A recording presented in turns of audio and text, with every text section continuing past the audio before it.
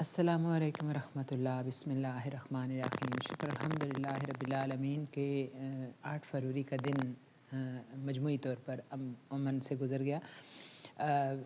کے پی کے میں جلسہ ہوا۔ عام طور پر لوگ کہہ رہے ہیں کہ جو ماہرین ہے کہ 1 لاکھ کے لگ بھگ یہ مجمع تھا، تو لوگوں نے تقریریں کی، رہنما اکٹھے ہوئے، کچھ کوٹلی ستیاں سے وہ نسیم ستی شہید کے بھائی آئے، کچھ اور رہنما مختلف علاقوں سے آئے، کوئی کے پی کے تھے۔ سب نے مل جل کے باتیں کی، تقریریں کی، کچھ سوگ منایا، کچھ احتجاج کیا اور اپنے گھروں کو چلے گئے۔ تو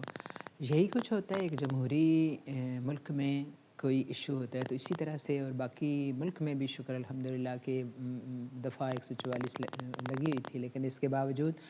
لوگ نکلے ہیں اور نکل کے انہوں نے پرامن احتجاج ہی رہا۔ یہ اس کوئی اس طرح کی موو نہیں ہوئی کہ آپ اس کو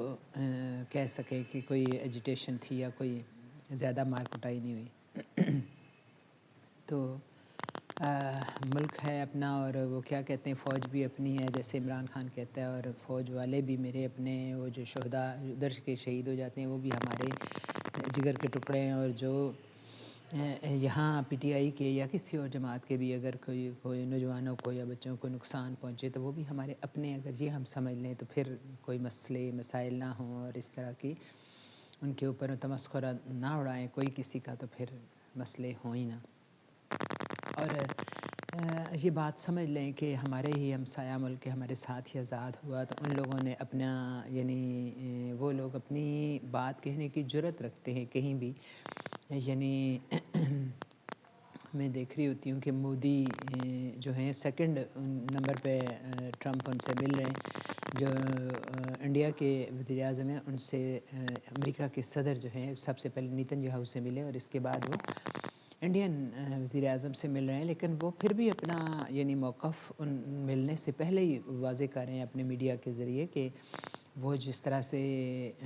امریکہ چاہ رہا ہے کہ وہ چین سے کنفرنٹریشن کریں، وہ کنفرنٹریشن نہیں کرنا چاہتے۔ حالانکہ یہ حریفانہ ایک کشمکش چلتی رہتی ہے انڈیا اور چائنا کی،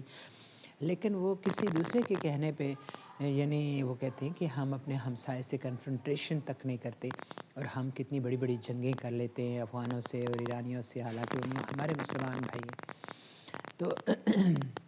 اللہ تعالیٰ بہتر جانتے ہیں، لیکن یہ ایک یعنی ایک ہم جیسے نہ سمجھ اگر لوگ جانتے ہیں تو بڑوں کو بھی یقیناً اس کی سمجھ ہے، لیکن کیا چیزیں ہیں جو ان کو مانے ہیں کہ اپنے ہمسایہ اور اسلامی برادر ممالک سے تعلقات وہ ٹھیک نہ رکھیں، اور اپنے ہی ہم وطنوں کے ساتھ جو ہے وہ کچھ ایسی زیادتی کر دیں کہ ان کی جانیں تک چلی جائیں۔ تو بہرحال ایک جملہ معترضہ تھا، کمیموریشن تو تھی یہ 8 فروری کی جس میں مینڈیٹ چڑھایا گیا، اور یہ تو نو ڈاؤٹ بات ہے کہ 8 فروری کو 11:30 بجے تک تو میں جاگ رہی تھی، 12 بجے تک، اور دیکھ رہے تھے کہ جی 11:30 تک بالکل صحیح ایک سویپ چلی جا رہی تھی، پی ٹی آئی کے جو امیدوار ہے وہ جیت رہے تھے، اور 11:30 کے بعد انہوں نے کہا جی کہ وہ الیکشن کمیشن جو ہیں کہ چیئرمین وہ اٹھیں اپنی سیٹ سے اور وہ گئے بغیر پروٹوکول کے، اور پھر وہ جیسے پہیہ الٹا چلنا شروع ہو جاتا ہے اس طرح سے چلنے شروع ہو گئے الٹے وہ۔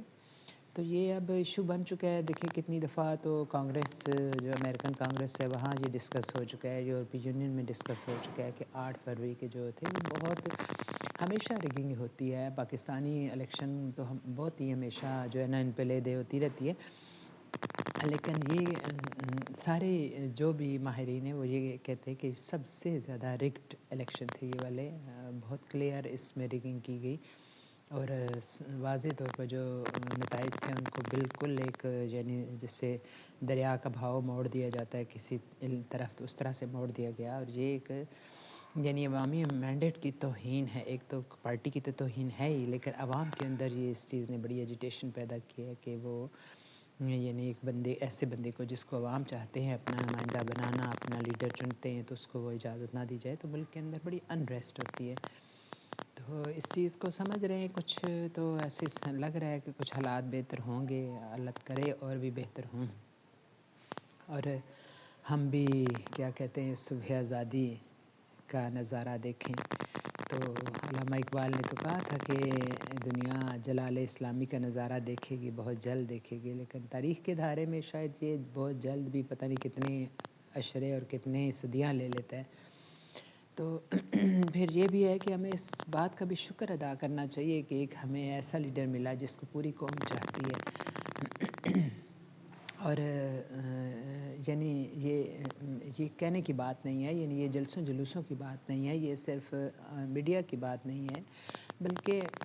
آپ دیکھیں کہ مینڈیٹ ملا تھا 8 فروری کو، نو ڈاؤٹ عمران خان کو مینڈیٹ ملا تھا، اس کو وہ بڑی اکثریت سے جیت جاتے، لیکن اس کو تسلیم نہیں کیا گیا، اور اس کا مزہ ہم پہلے بھی چکھ چکے ہیں۔ حالانکہ مجیب الرحمان کا بھی مینڈیٹ نہیں مانا گیا تھا، وہ جیت گئے تھے۔ اس سے پہلے چلے جائیں پیچھے تو فاطمہ جناح کا مینڈیٹ نہیں مانا گیا، وہ الیکشن لڑی، اور یہ ایوب خان کو تو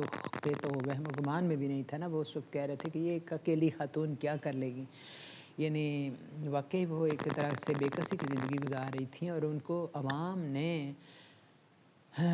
جو ہے عوامی رہنماؤں نے ان کو پرسویٹ کیا، ان کو بہت زیادہ ان کو یعنی مجبور کیا کہ وہ الیکشن لڑیں،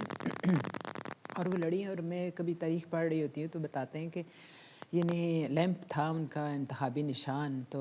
وہ لوگ سر شام جو ہے سارے لیمپ اٹھا کے تو چل پڑتے، اور قافلوں کی صورت میں اور جلوسوں کی شکل میں۔ اس وقت بھی ایوب خان کی ڈکٹیٹرشپ تھی، لیکن ان کے شاید وہم و گمان میں بھی نہیں ہوگا، کچھ ایجنسیاں تو بتا رہی ہوتی ہیں، لیکن پھر بھی اتنا نہیں انہیں اویئرنیس ہوئی کہ یہ لوگ ان کے انتخابی نشان کو جو ہے وہ ڈسپلے کر رہے ہیں، اور وہ جو لیمپ اٹھا کے چل پڑتے تھے لوگ اور قافلوں کی شکل میں، اور ایک دوسرے کے ساتھ میٹنگز کرتے تھے، اور بہت کھل کے نہیں کر سکتے تھے، لیکن الیکشن کے دن لوگوں نے بہت زیادہ فاطمہ جناح کے حق میں ووٹ دیے، اور مشرقی پاکستان میں کہا جاتا ہے کہ مجیب الرحمان ان کا یعنی نمائندہ تھا، اس زمانے میں مسلم لیگ کے ساتھ وابستہ تھا، تو جب نتائج آئے تو اسی طرح فاطمہ جناح واضح جیتی ہوئی تھیں، اور مشرقی پاکستان اور مغربی پاکستان دونوں ونگز سے جیتی ہوئی تھی بھاری اکثریت سے۔ تو یہ بڑی ایک خوش آئند ہونی چاہیے تھی، شاید یہ بڑا اہم موڑ ہو جاتا ہمارے پاکستان کی تاریخ میں، شاید وہ ان ادھورے کاموں کو پورا کر لیتی جو کہ قائد اعظم سے نہیں ہو سکے تھے، ان کی خرابی صحت اور پھر ان کی اچانک ناگہانی موت سے۔ تو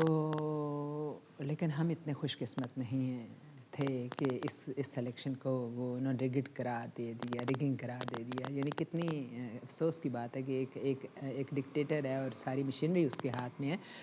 لیکن اس کے باوجود ایک عوام کا دباؤ جو ہے اس کی وجہ سے عوامی حمایت سے ایک خاتون جیت جاتی ہیں جو بے کس ہیں خود، کوئی ان کے پاس کوئی گنڈے نہیں ہیں، کوئی بدماش نہیں ہے ان کے پاس کوئی بڑی کوئی یعنی ان کے پاس کوئی بیوروکریسی میں کوئی ان کے نہیں ہے، بس عوام انہیں چاہتے تھے اور ان کو جتوایا گیا تھا، لیکن اس کو ریگنگ قرار دیا گیا۔ اس کو پھر یہ اس پہ بس نہیں چلا تو انہوں نے مولویوں سے فتوے، یہ جو ضرورت کے تحت مولوی ہوتے ہیں نا جو فتوے دے دیتے ہیں حکومت کے حق میں، اس طرح کے مولویوں سے فتوے دلوائے گئے کہ خاتون جو ہے وہ حکمرانی نہیں کر سکتی، تو ان کو ہروا دیا گیا، ان کو چپ کرا دیا گیا۔ تو کیا ہوا ان کا کیا نقصان ہوا؟ یہ ملک و ملت کا نقصان ہوا۔ مجیب الرحمان کے بارے میں کہتے ہیں اسی زمانے میں وہ بہت سخت مایوس ہو گیا تھا، اور اس نے اس مسلم لیگ سے علیحدگی اختیار کر لی تھی۔ یہی جو ایک ناپسندیدگی اور ایجیٹیشن تھی اور ناراضگی تھی، اس نے پھر آہستہ آہستہ کر کے عوامی لیگ کا روپ دھارا، اور پھر وہ جو ہے جا کے کہاں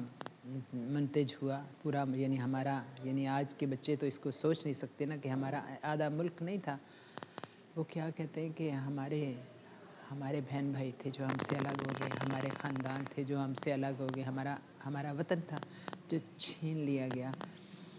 تو ایسا وقت کبھی نہ آئے۔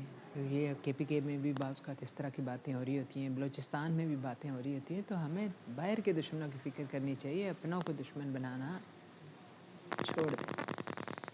ان کو معاف کریں۔ جیسے نبی پاک صلی اللہ علیہ وسلم نے کہا کہ وہ آپس میں نرم ہیں، اور قرآن پاک میں بھی ہے کہ وہ آپس میں نرم ہیں اور کفار پہ بھاری ہیں۔ تو اس طرح کا کچھ سوچیں، اس طرح کے کچھ بنیں۔ کہ یعنی اپنوں کو تو کہ کیسے کیسے نہیں بندہ معاف کر دیتا، تو ایک دوسرے کو معاف کرنے والے بنیں اور سوچیں کہ ہمارا ملک خاصا نازک مرحلوں سے گزر رہا ہے، اور ہمارے ملک کو اللہ تعالیٰ محفوظ رکھے، اپنی حفظ و امان میں رکھے، اور ہمارے بچوں کو جو ہے نا قربانیوں کا اتنا موقع نہ ملے، وہ ہنسیں گائیں اور پھلیں پھولیں ہمارے پرامن دیس میں۔ میں سن رہی تھی کیا نام ہے سید عاصم منیر جو ہیں ہمارے آرمی چیف، ان کی بات جو ایک دن میں نے بھی پوسٹ کی تھی، لیکن ظاہر ہے کہ ہم جیسوں کی بات تو وہ نہیں کوئی اتنے لوگ سنتے، تو ان کو ماشاءاللہ کافی لوگوں نے فالو کیا ہوا تھا کہ آپ اس دن کے بارے میں سوچیں، ان کے شام کے بارے میں سوچیں، عراق کے بارے میں سوچیں، فلسطین کے بارے میں سوچیں کہ کیسے وہ لوگ بے گھر ہو گئے، اور جب وہ واپس پلٹے تو ملبے کے سوا کچھ نہ تھا، اور لوگوں نے کہا پاورز نے کہ آپ کہیں چلے جائیں، آپ کو اردن سے کہنے لگے سیٹ کر لیں آپ اپنے ساتھ، ان کو مصر سے کہا آپ اپنے ساتھ سیٹ کر لیں، یہاں غزہ میں یہاں کہا گیا ان سے کہ آپ کو غزہ میں دوبارہ بسنا نصیب نہیں ہوگا، آپ کو اجازت نہیں ملے گی کسی طرح سے بھی،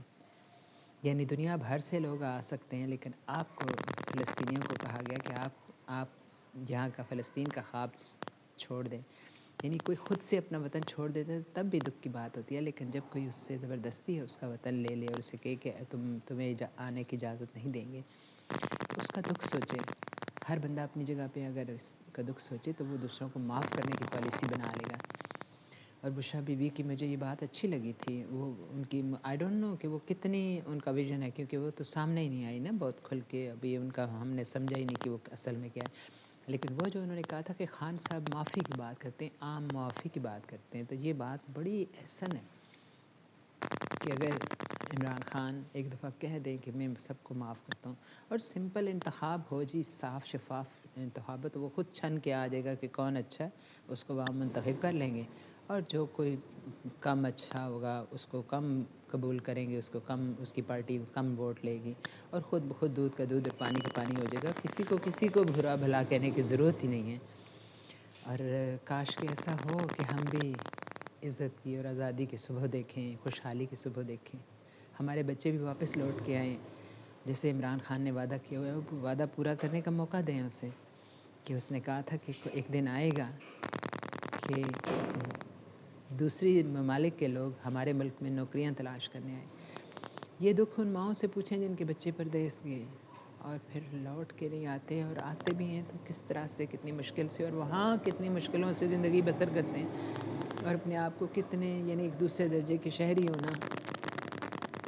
بہرحال کوئی وہی جان سکتا ہے، وہ شاعر نے کہا تھا نا کہ شالا کوئی نہ پردیسی ہوئے،